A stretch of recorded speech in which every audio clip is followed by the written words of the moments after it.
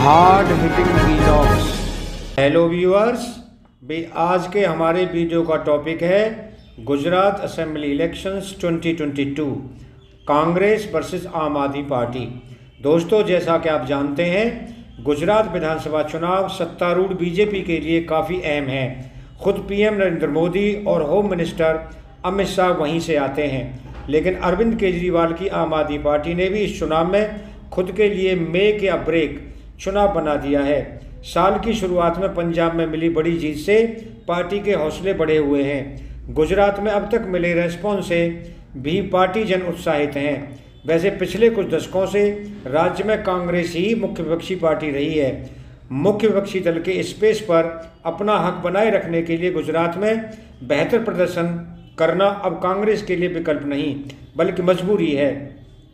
आम आदमी पार्टी अगर वहां कांग्रेस के बराबर प्रदर्शन करने में सफल हो जाती है तो पार्टी की सेहत पर इसका बहुत बुरा असर पड़ सकता है। यही नहीं, गुजरात चुनाव का परिणाम यह भी तय करेगा कि देश में विपक्षी राजनीति की भविष्य में धुरी क्या होगी। इन परिणामों का सीधा असर 2024 आम चुनाव से पहले विपक्षी एकता के स्वरूप पर भी पड़ेगा। फ्रेंड्स, पिछले कुछ सालों से कांग्रेस ने अपना सबसे खराब सियासी दौर देखा है। आज की तारीख में अपने दम पर सिर्फ राजस्थान और छत्तीसगढ़ में उसकी सरकारें हैं, जहां अगले साल चुनाव होने हैं। पार्टी के लिए फिक्र की बात यह है कि जिन राज्यों में वह सत्ता से बाहर हुई वहां उसकी वापसी की राह बेहद कठिन रही है। अगर गुजरात की बात करें तो मुख्य विपक्षी दल रहकर भी यह बीजेपी के खिलाफ एंटी इनकम्बेंसी को नहीं भुना पा रही। हाँ, 2017 में वह जीत के बेहद करीब आ गई थी, लेकिन फिर भी बीजेपी अपनी सत्ता बजाय रखने में सफल रही। फ्रेंड्स, दूसरा ट्रेंड ये रहा है कि जिस राज्य में बतौर विपक्षी दल कांग्रेस और 20% से कम वोट मिले वहाँ उसने मुख्य विपक्षी दल का दर्जा गंवा दिया। किसी अन्य क्षेत्रीय दल या बीजेपी को स्पेस मिल गया। दिल्ली, पश्चिम बंगाल, बिहार, उत्तर प्रदेश जैसे राज्यों में ऐसा ही हुआ। गुजरात में पार्टी को इन दोनों ट्रेंड का भय है। अभी राज्य में जीत से अधिक पार्टी की चिंता और चुनौती खुद को कम से कम दूसरे स्थान पर मजबूती से बनाए रखने की है। पंजाब और दिल्ली में आम आदमी पार्टी के हाथों सत्ता गंवाने के बाद अब और किसी राज्य में सत्ता या मुख्य विपक्षी दल का स्पेस उसके हाथों गंवाने का मतलब पार्टी के लिए बहुत बड़ा झटका हो सकता है। इसके परिणाम दूरगामी होंगे। व्यूअर्स, हालांकि पार्टी नेता इन बातों को कोरी कल्पना मानते हैं और कहते हैं गुजरात में वही बीजेपी को टक्कर देंगे। उनके मुताबिक अरविंद केजरीवाल की आम आदमी पार्टी का शोर ही अधिक है। कांग्रेस नेताओं का ये भी दावा है कि गुजरात में आम आदमी पार्टी शहरी इलाकों में बीजेपी के अधिक वोट काटेगी, इसलिए कांग्रेस को चिंता करने की जरूरत नहीं है। मगर पिछले दिनों तो कांग्रेस पर गुजरात में पूरी ताकत से चुनाव नहीं लड़ने और चुनौती को हल्के में लेने के आरोप भी लगे थे। इस पर पार्टी का तर्क है कि वो एक खास रणनीति के तहत राज्य में जमीन से जुड़कर काम कर रही है, जिसका असर चुनावी नतीजों में दिखेगा। लेकिन अगर कांग्रेस आम आदमी पार्टी से पिछड़ गई तो अभी जिन राज्यों में खुद को मुख्य विपक्ष के रूप में पेश कर रही है वहां भी आम आदमी पार्टी आक्रामक रूप से आगे बढ़ेगी। पार्टी गोवा, उत्तराखंड जैसे राज्यों में पहले ही सक्रियता दिखा चुकी है।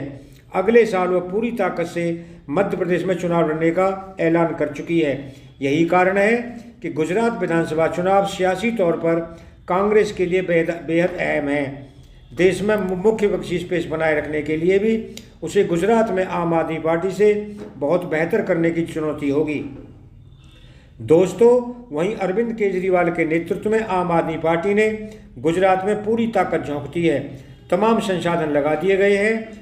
अब तक आए तमाम सर्वे में भले आम आदमी पार्टी तीसरे नंबर पर है, लेकिन पार्टी बेहतर वोट शेयर लाती दिख रही है।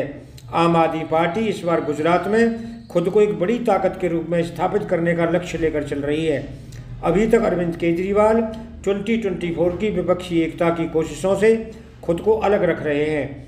दरअसल गुजरात चुनाव परिणाम के बाद अपने सियासी कैपिटल को आंकने के बाद ही वो इस प्रक्रिया में अपनी हिस्सेदारी पर बात कर सकते हैं।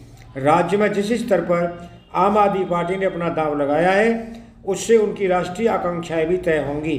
फ्रेंड्स, पिछले कुछ महीनों में खासकर पंजाब चुनाव के बाद से अरविंद केजरीवाल की पार्टी की राष्ट्रीय राजनीति की हसरत फिर से सामने आई है।